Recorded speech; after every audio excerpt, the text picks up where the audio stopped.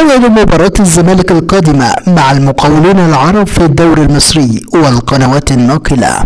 في البداية متابعينا الكرام، ما تنسوش تدعمونا بلايك للفيديو والاشتراك بالقناة وتفعيل زر الجرس. يطمح فريق نادي الزمالك في البناء على الفوز الرائع الذي حققه على حرس الحدود برباعية كاملة حين يلتقي المقاولون العرب في الجولة التاسعة لحساب الدوري المصري الممتاز.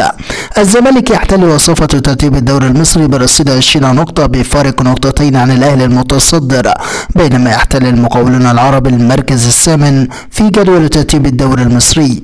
يريد الزمالك الحفاظ على لقبه الذي حققه خلال آخر موسمين، واقتنصه من الأهلي الذي لا يريد بدوره التفريط في أي نقاط لاحقة بصراع البطولة. أما عن موعد المباراة، موعد مباراة الزمالك والمقاولون القادمة في الدوري المصري هو يوم الأحد القادم الموافق 25 ديسمبر 2022، وستنطلق صافرة بداية المباراة في تمام الساعة 4 مساء بتوقيت الجزائر والمغرب وتونس، 5 مساء بتوقيت مصر وفلسطين والأردن وسوريا والسودان ولبنان وليبيا، 6 مساء بتوقيت السعودية والعراق والكويت وقطر والبحرين واليمن، 7 مساء بتوقيت الإمارات وسلطنة عمان.